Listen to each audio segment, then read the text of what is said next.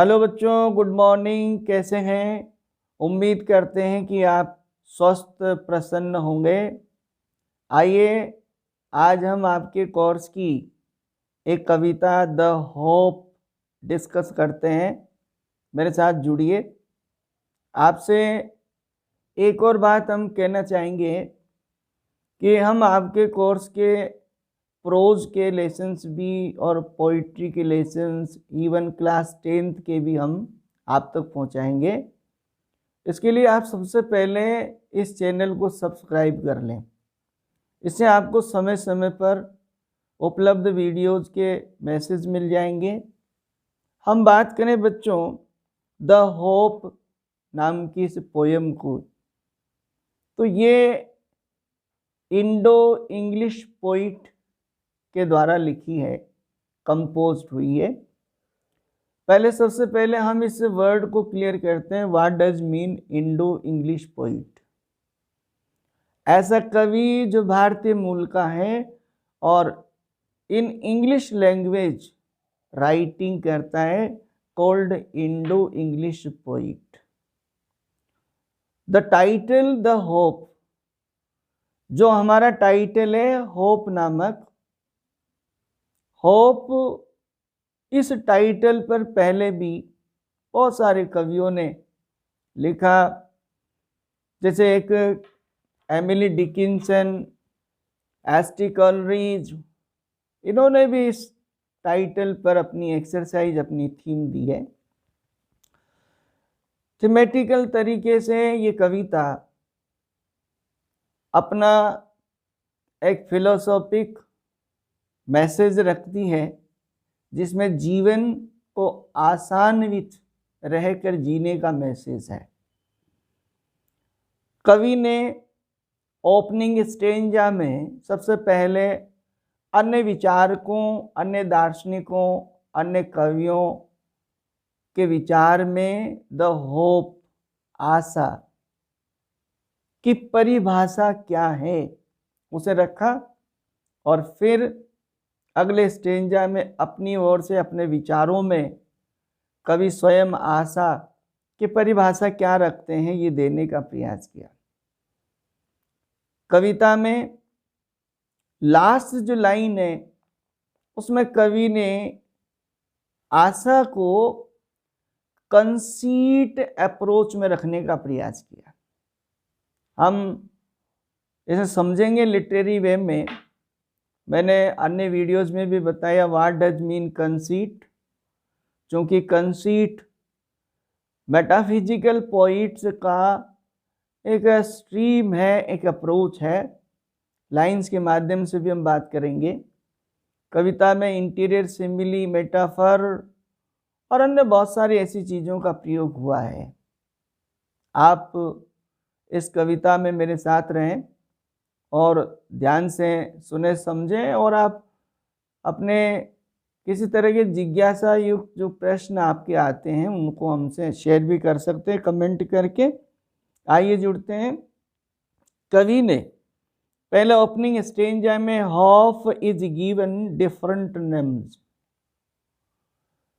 आशा के भिन्न भिन्न नाम दिए गए हैं। दैट मीन्स आशा को भिन्न भिन्न परिभाषाओं में परिभाषित किया गया। सम कॉल इट एक्सपेक्टेशन। कुछ विचारकों ने, कुछ कवियों ने, कुछ दार्शनिकों ने, कुछ विद्वानों ने इसे एक्सपेक्टेशन कहा। एक्सपेक्टेशन एक ऐसा डिक्शनरी शब्द है जिसमें एक्सटर्नल इंक्लूडिंग होता है, और एक्सटर्नल इंक्लूडिंग होने का मतलब है हुआ होप अपने एग्जैक्ट व्यू पॉइंट में क्लियर नहीं है। मीन्स आशा केवल मात्र अपने आप से, आशा अपने आप में स्पिरिचुअल प्रोमिस, शायद कवि का ये मतलब है। Others term it future relevance, और कुछ लोगों ने, मीन्स कुछ अन्य विद्वानों ने आशा को फ्यूचर रिलेवेंस कहा। फ्यूचर रिलेवेंस मीन्स जीवन की प्रासंगिकता। दैट मीन्स जीवन से उम्मीदें रखना, जीवन में जो आगे भविष्य में जो मिलने वाली चीजें हैं उनके अनुरूप उसे शायद उन्होंने एक्सपेक्टेशन और फ्यूचर रिलेवेंस माना। Some others think it measure of benefaction. कुछ लोगों का मानना है कि आशा अपने कर्म का प्रतिफल है, अपने सत्कर्म का प्रतिफल है।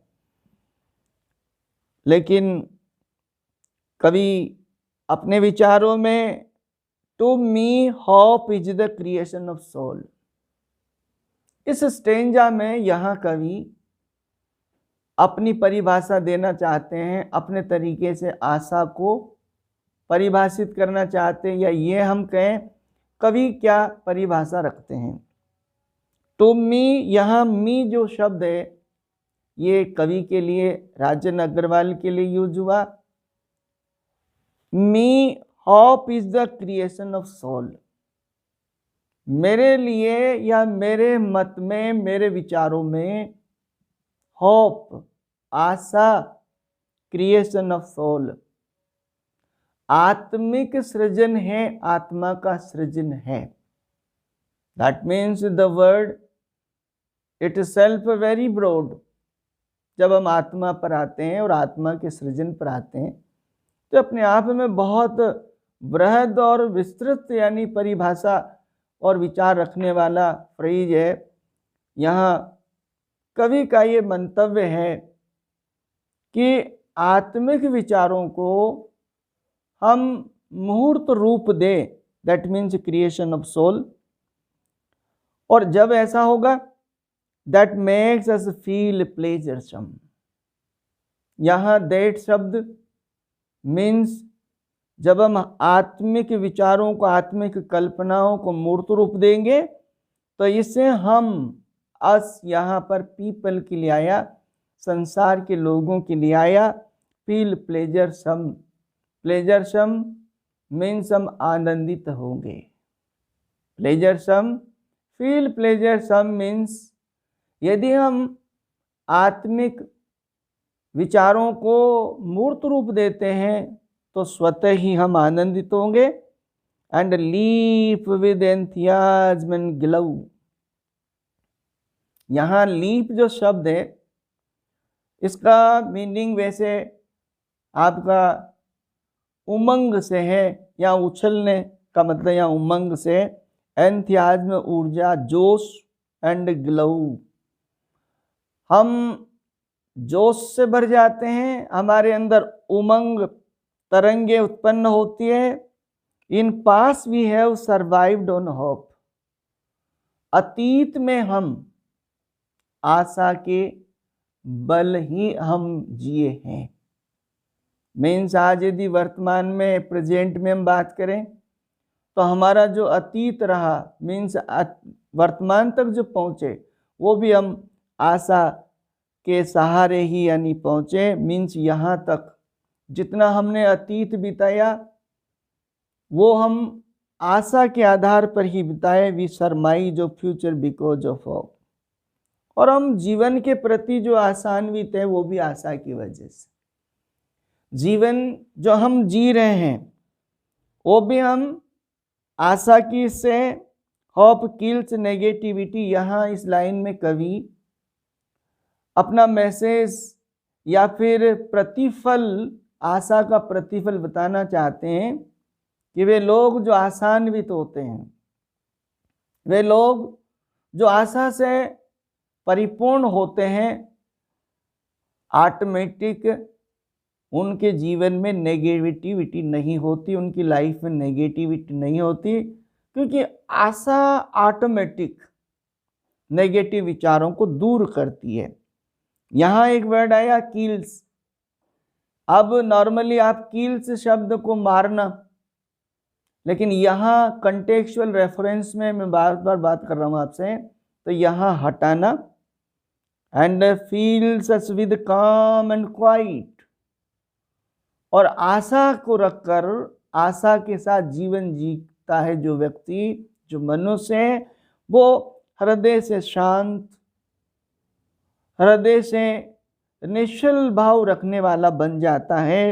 Hope makes the bird fly. यहां कवि ने आशा का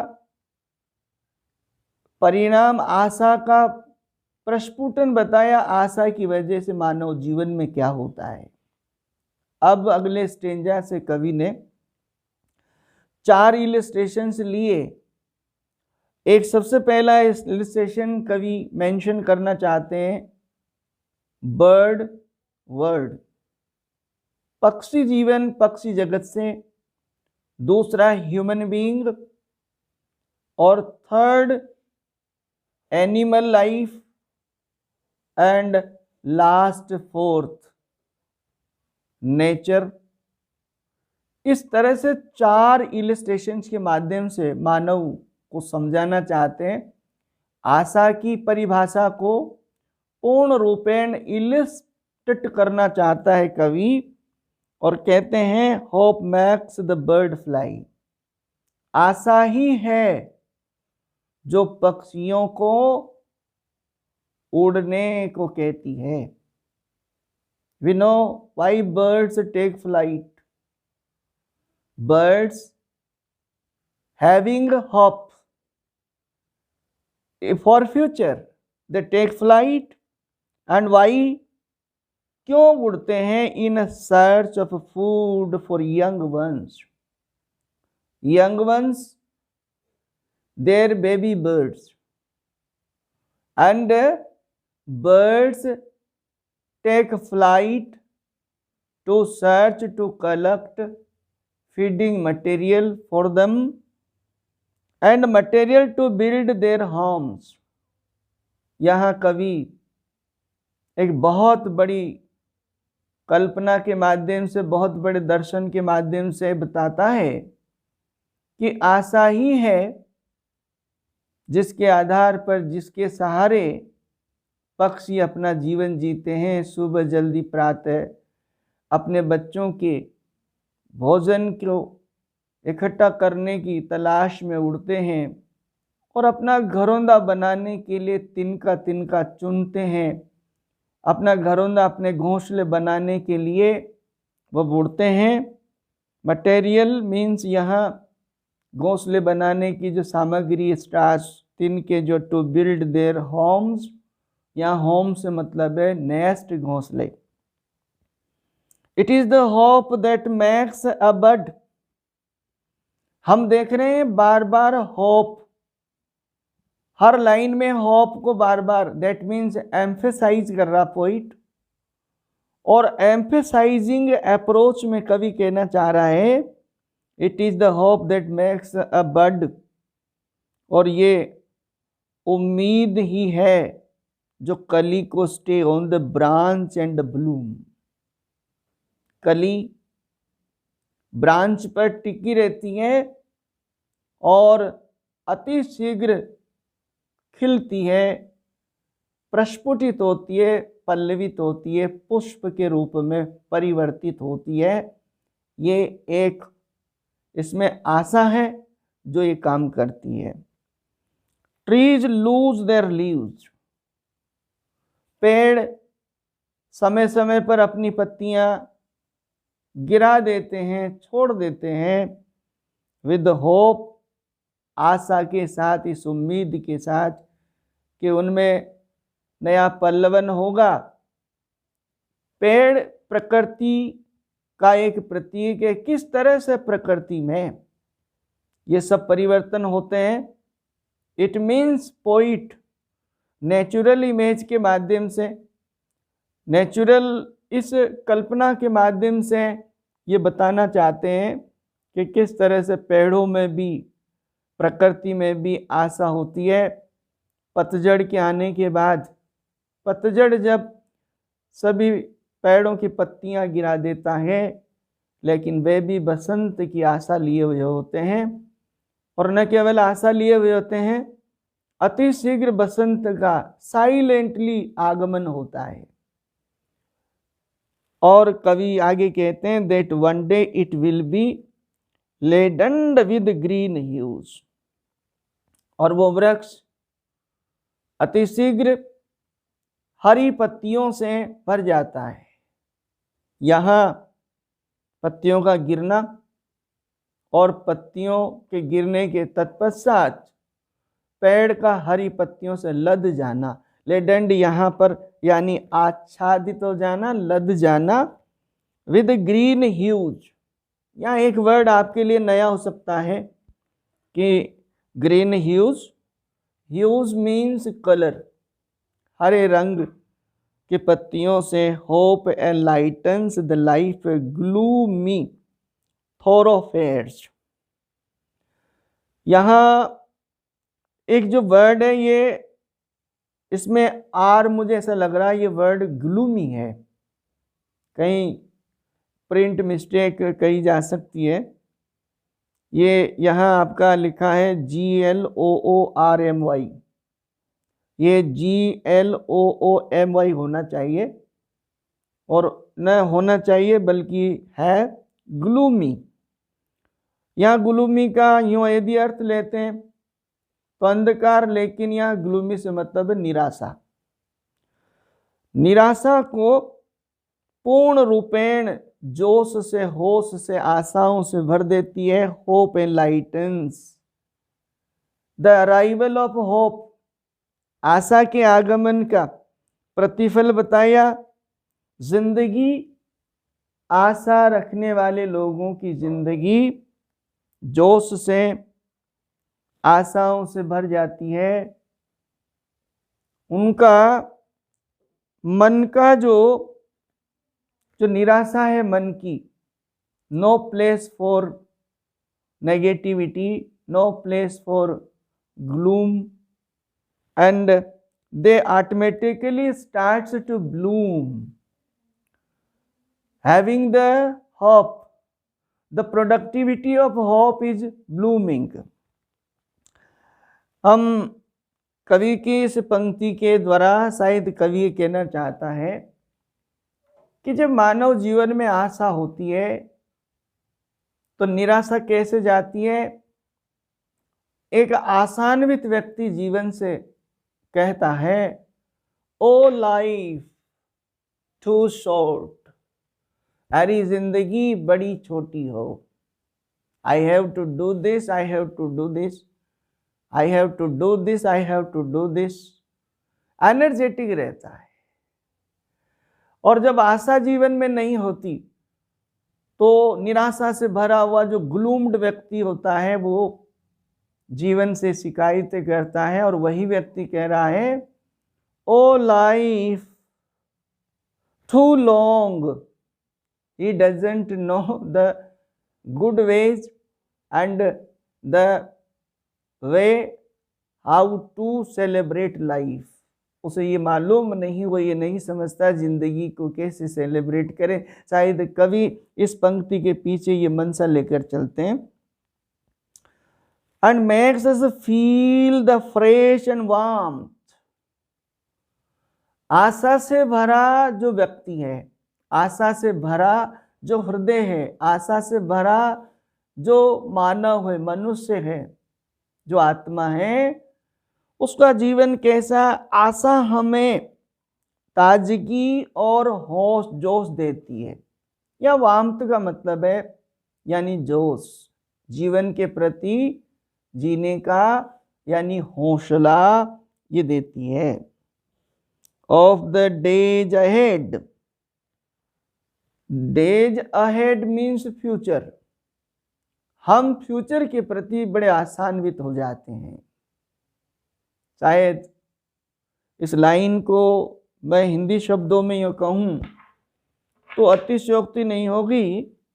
कवि ये कहना चाह रहा है, माना मुश्किलें तमाम है जिंदगी, माना मुश्किलें तमाम है जिंदगी, फिर भी होठों पर मुस्कान है।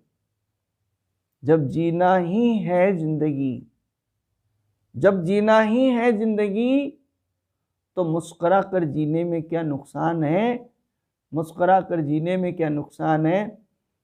हम यदि जीवन में उम्मीदों से भरे हैं, उम्मीद रखते हैं, तो ऑटोमेटिक जीवन जीने के प्रति, हमारे भविष्य के प्रति हमें बड़ा जोश और ऊर्जा हम में रहती है। Of the days ahead hope makes life go on. और इस पंक्ति में कवि ने पूर्ण रूपेण प्रैग्मेटिक तरीके से, this line is nutshell, ये जो पंक्ति है कवि की नट शेल रूप में कवि बात कर रहा है। यह कह रहा है hope makes life go on. Go on यहाँ फ्रेजल वर्ब है। Go on means B continue, और आशा ही है जो हमें जीवन में निरंतर आगे बढ़ते रहने को प्रेरित करती है।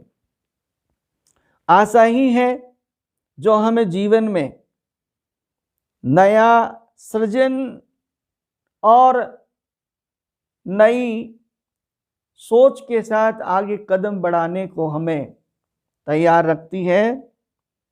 यहाँ अंतिम इन पंक्तियों में कवि कंसीट के माध्यम से एक मैथमेटिकल कंसीट यहाँ प्रयोग करता है और कहता है life is a derivative of the function called hope. जीवन derivative means from where to be derived. Life itself a derivative. When a fellow has hope, hope is the driver and hope makes a fellow derivative.